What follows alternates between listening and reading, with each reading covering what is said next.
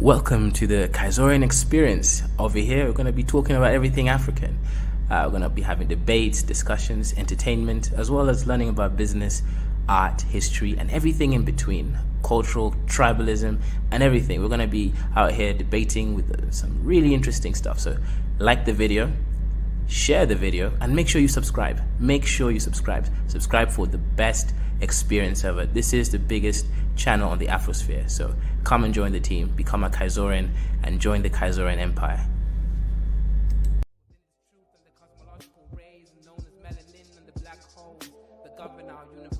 Universally exist within myself, within this premise, and I exist within this bluebird in the sky. I'ma fly like the blue in the sky. I'ma fly like bird in the sky. I'ma fly like bluebird in the sky. I'ma fly like bluebird in the sky. I'ma fly like bluebird in the sky. I'ma throw my bluebird in the sky. I'ma soar like bluebird in the sky. I'ma soar like bluebird in the sky. I'ma fly like bluebird in the sky. I'ma fight like bluebird in the sky. I'ma eat like bluebird in the sky. I'ma be like bluebird in the sky. I'ma be bluebird in the sky. I'ma be free, bluebird in the sky. I'ma be free like bluebird in the sky. I'ma be like bluebird in the sky. Back again like the second coming.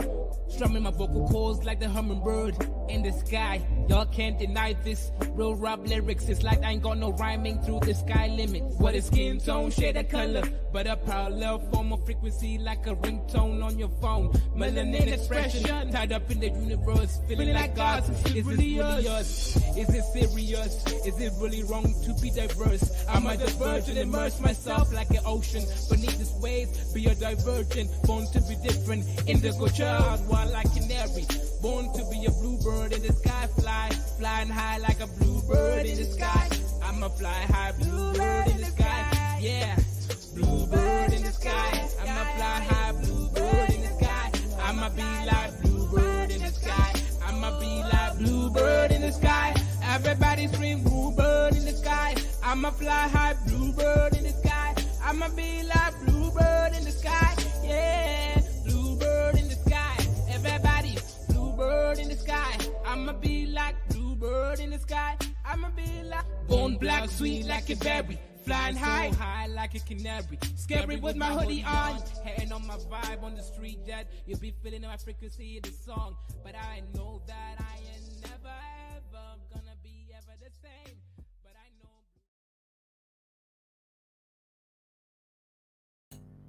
Shalom, what's good, guys? Make sure you come in, like, share, and subscribe if you're not already subscribed, and show some love. Yeah, Niger, Mali, Burkina Faso to leave African Union. Now, they have already sent a formal notice to leave ECOWAS over there. So this happened recently, and they already told us that they're going to leave about 2 weeks ago. So more or less, there's no turning back. What does this mean about regional security, regional integration, and also about the ECO? Well, it means that I was right. East Africa and perhaps South Africa are the only regions in Africa that have regional blocks that are functional. You have the EAC within East Africa. We don't really have too much issues. We have some issues with Congo, but Congo is not really an East African country. We let them in because we want their resources, let's be honest, right? Now, when you look at all these regional areas in Africa, another region that's also doing okay is SADC, right? Southern African regional community. But when you look at West Africa, ECOWAS has failed, right? And a lot of people would say that ECOWAS failed for varying reasons. ECOWAS, in my opinion, failed because they were playing into the hands of the French. You had juntas, or rather, you had coups that occurred. At least they said they occurred because of people seeking freedom from France, and corrupt leaders that were allowing France to rampage across their resources.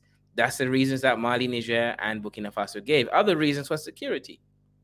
France has been a part of the security mission in the Sahel in all these countries for a while, but they say that they've not seen significant change. And some of the people even believe that France may have sabotaged some of the intelligence and security because it made more sense for them to do that because they are benefiting by staying there longer. And we know that France is in a lot of different countries. They didn't leave most of the countries. If you go to Djibouti, they have an outpost there for military. You go across Mayotte, they never even left that country. It's still actually part of the France, the country, etc. So all of these things, as they accumulated, the feelings in the people and the spirit of the times led them to want to leave, or rather want them to abdicate, right, to get rid of the current ruling people, aka the president, and that's how the coup started, right? So if that's the case, right, countries in ECOWAS like Nigeria and other countries like that, right, mostly Nigeria because it's the most powerful country there, they put sanctions, embargoes, right, preventing them from the coup countries, Niger, Mali, and Burkina Faso from even receiving basic necessities like food. So the economies would cripple, and their hope was that the people would somehow coup against the coup. It's insane. This is European tactics, and this is something which I didn't expect on black nations doing it on each other. And I think that lack of solidarity in this circumstance definitely led to this whole these three countries deciding to leave the network. It's like, no, we're not going to be sanctioned because you don't like what we're doing. Now, of course, they have found alternatives, right, to some of the problems that would ensue after leaving. One is, well, these are three landlocked countries. How are they going to get goods into their nations? Well, Morocco, all right, namely, Morocco has agreed to actually help with that aspect of things, right? Getting goods across the countries. Morocco has access to the sea, and these countries have access to minerals such as uranium, right? Lithium, oil, and gold. So if that's the case, right, they do have a salvation point. But, that is really the issue that's been going on for me. Anyway, so it says West Africa trade will take a hit as Mali, Niger, and Burkina Faso leave ECOWAS, right? And for me, I actually think if I was these countries, minus the logistics of finding alternative ports, like I understand that Morocco is a viable port. The Moroccan foreign minister has agreed to start talks about it, but still, I think leaving will harm Niger, Mali, and Burkina Faso. Now, it's going to harm ECOWAS as a whole because it's going to show that ECOWAS doesn't have that much power, control, or relevance, which I think obviously will harm the West African region. Anyway, let's go ahead and read this article from the conversation over there. The membership of Economic Community of West African States, ECOWAS, has been whittled down from 15 to 12 following the unilateral withdrawal of Niger, Mali, Burkina Faso in February. Now, here's a thing that I've been thinking about for a while, right? Europe has European Union. It is mostly economic, but now it's political, right? And I'm sure one day it's going to be military. Africa is so backwards in certain circumstances that you really kind of think, well, how can you blame the white man for this, right? How come Africa states like ECOWAS, instead of growing, they're reducing their numbers because they're just poorly managed, right? Clearly, that's the issue. We can't keep blaming someone for something when we're the ones in charge and then we keep making the wrong decisions. And let's go ahead. Founded in 1975, ECOWAS is one of the 8 regional economic communities recognized by the African Union to foster regional integration on the continent. Its main objective is to create a single large trading bloc through economic cooperation. Well, that's one of one of its objectives, because clearly sanctioning people and putting embargoes is not going to create economic cooperation. It's going to actually undermine economic cooperation, and it did it so in such a way and to such an extent that it caused to basically disintegration by 3 countries from that union. So I don't really know if this is its main objective or not, right? That's just a stated objective. That's all I can say about that. Since 1975, ECOWAS and its sister organization, the West African Economic and Monetary Union, known by its French acronym UEMOA. See, it already has ties to the French, as you can see over there, have implemented numerous policies aimed at improving how West African countries trade with each other and how they are connected to the world. Yet, progress towards regional integration has been slow.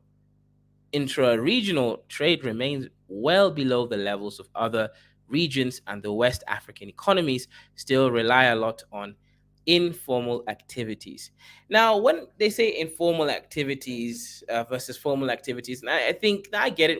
I know what they're trying to say, right? But here's another thing: when you're looking at African economy, right? African economies, by nature, by the simple fact that you have all these different tribes, different cultures, different means of production, such as pastoralism, where you're majoritarily looking after animals, livestock, or perhaps a more farming community. When you take all these things into account, you can't just label it, in some kind of Western system, or formal or informal sector. Formal meaning you work in some kind of office or something that looks nice with the government, having a very easy access to your taxes, and informal meaning you set up shop however you set up shop. I don't think it matters whether it's formal or informal, right? Because economy is economy, right? If you're having cash flow and you're working, it doesn't really matter. Now, of course, making it easier to collect tax improves organization in general, right? But yeah, these terms like formal and informal to me are so redundant, right? I just still don't fully understand why they mention it as if it's supposed to mean something. Anyways, the limited results achieved in regional integration mean that there is a mismatch between regionalism, as it should be on paper, and as it is experienced on a daily basis. Despite the many agreements signed between the West African countries to foster integration, West Africa is one of the world's most expensive regions in which to do business. Now, one of the issues here is actually the simple fact um, that happens is when you're trying to cross borders, perhaps from Nigeria to Benin, or or into Congo, and all these other countries that Congo is part of the Central Africa, but still, point is, when you're trying to cross between different West African states, you're going to have a lot of briberies going on, the lack of movement, and also the lack of integrating different systems. For example, within ECOWAS, you should be able to, as a citizen of one of those nations in ECOWAS, be able to travel within each country, and also ideally you should be able to work in different countries. Perhaps you have to apply for a work visa, but it shouldn't be a case whereby you can get rejected or you need to have a certain amount of money. They should just make it easy. Okay, you are from Benin, you want to go to work in Nigeria. All you need is your ID or a passport, and you apply for a work visa. It shouldn't cost that much, and you can do it. When you make things easy for people to do business and trade, people are going to integrate and build from all the various different amounts of uh, talents, right, and expertise, and then merge them together. And I think that's how you have a whole network grow. But when you kind of make things so difficult to do, which is true in most African countries, not just West African countries, when you have so much, red tape around everything, you're going to make things much harder to do. And especially in Africa, where you do need to have far more sort of easy business environment. And yes, let's go ahead. Political elites bear a great part of the blame for this. In a political system that relies on interpersonal relationships, regional integration goes against the informal agreements that politicians have established with wealthy traders. These networks have encouraged the development of informal trade between West African countries and prevented the implementation of um, trade facilities initiatives. Much of the trade between Benin, Niger, and Nigeria, for example, rely on informal networks that connect the traders in border regions to state elites in the capital cities. I mean, this is fine, but this is not really the issue, right? Like, I understand what the writer of this article is trying to say. Corruption, corruption, corruption. I get it, but no, it's more than that, right? It's the lack of people being able to get easy documents to verify their businesses and their trade, and actually having a centralized system for this. For example, if you look at European Union, if you want to sell food in the European Union, generally speaking, you can sell it in any country within that union. You just have to make sure that the food quality standards meets the European Union standard. What West Africa, ECOWAS needs to do is just have a similar system to European Union. It works. We know it works, and there's some things we can, streamline towards a more West African culture. But generally, it works. It's just we don't have systems, and also we don't implement the systems properly. We don't really force the systems into submission. Say says Nigeria is holding West Africa back. And shout out to you, Strength, for thanking us for the stream.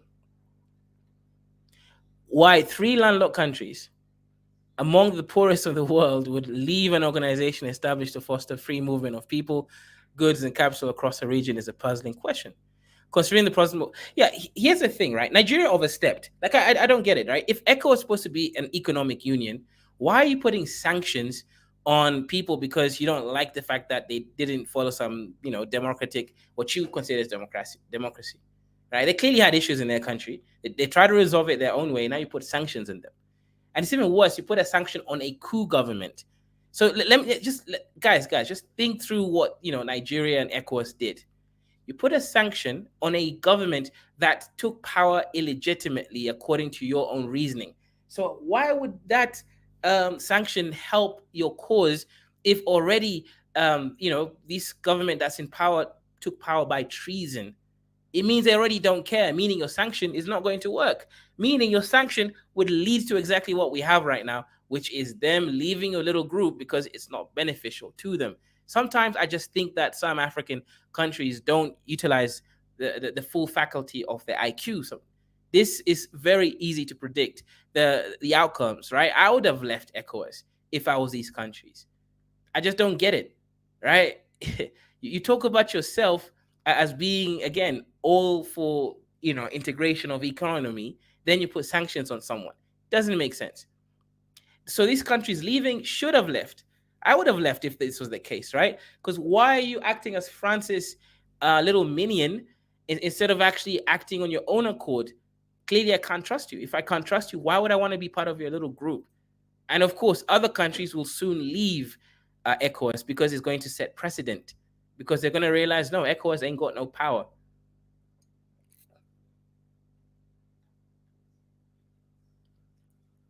Yeah, let's go ahead.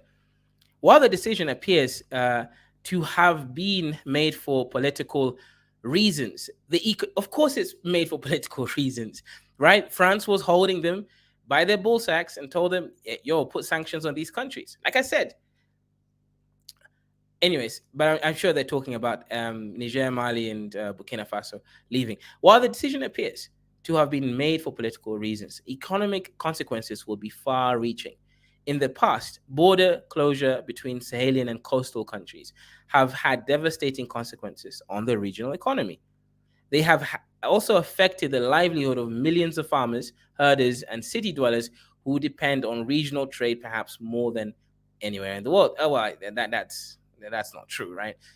Loads of other places also have the same problems. I don't know why people add their opinions, feelings into these statements. Ekofo says, this is new to West Africa. This is not new to West Africa. That region is full of traitors, sellouts. History always repeats itself. In West Africa, it's always Nigeria, Senegal, Cote d'Ivoire, Ghana, and Liberia, the traitors of West Africa. Yep.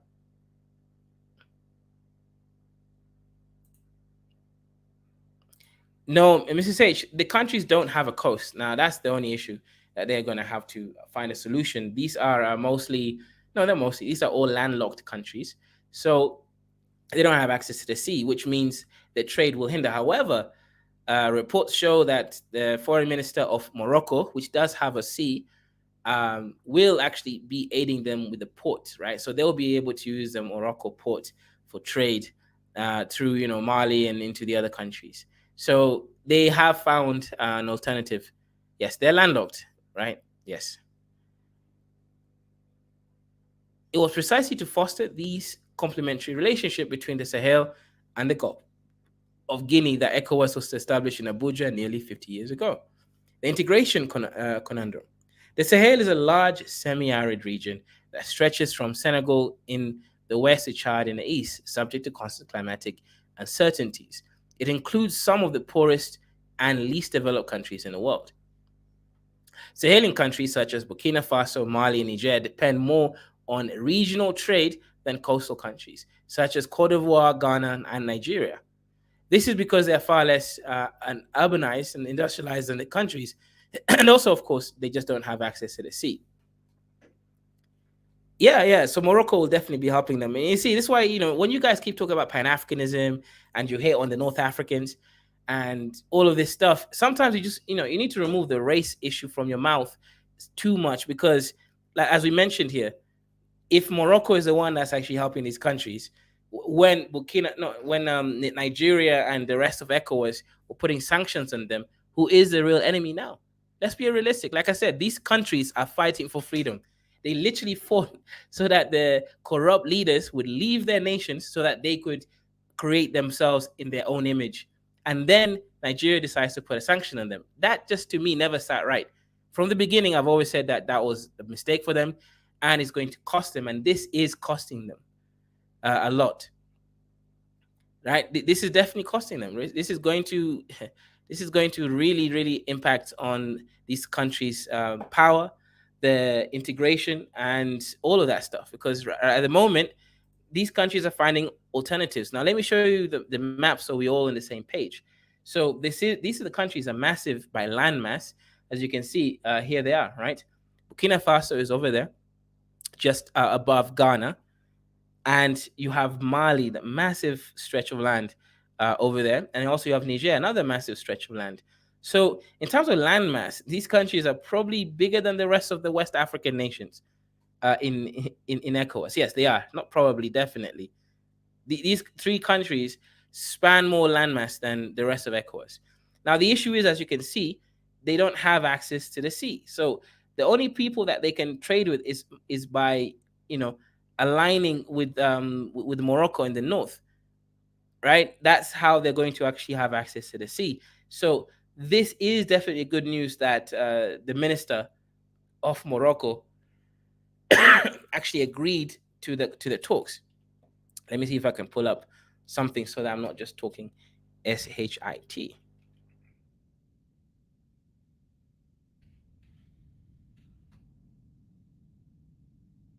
Yeah, Mauritania might be an option also. Yeah, but I think Mauritania doesn't have as much money, so uh, I mean, I don't know how good the road networks are as well. So that's yeah, but yeah, that's a good point. Mauritania would be a viable solution.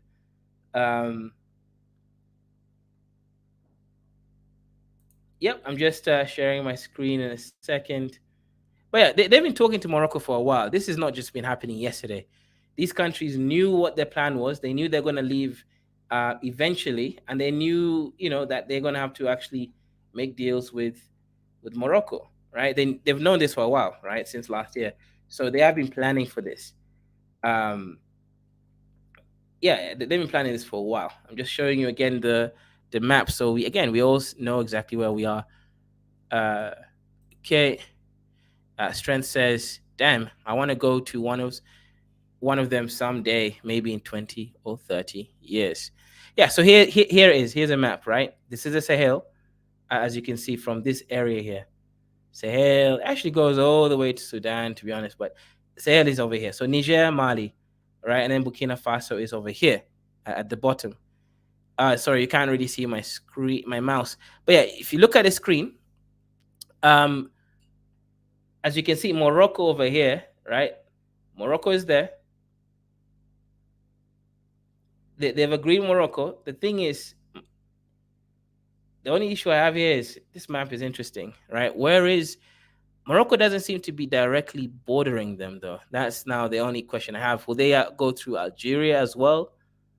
That kind of increases extra issues. Yeah, let me just look at another map to confirm this. But yeah, the talks have been going on with Morocco, right? Sahel nations join forces with Morocco for Atlantic access.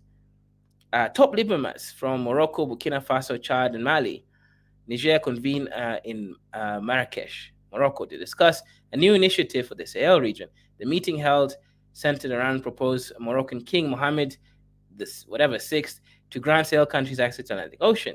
The initiative proposed early in November. So yeah, this happened in December, but let me see if I can find something else because that map there definitely looks a little bit incomplete.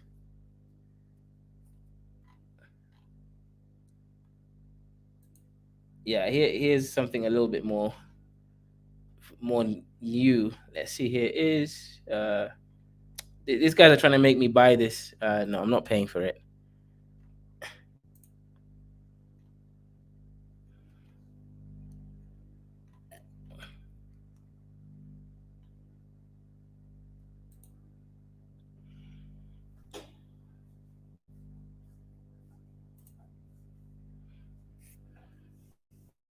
In a surprising diplomatic move, Morocco has extended a strategic proposal to Burkina Faso, Mali, and Niger, offering them the opportunity to access the Atlantic Ocean through its territorial waters. This ambitious initiative aims to create a new economic and geopolitical alliance that diverges from their current affiliation with ECOWAS. The proposal includes the development of maritime infrastructure, such as ports and shipping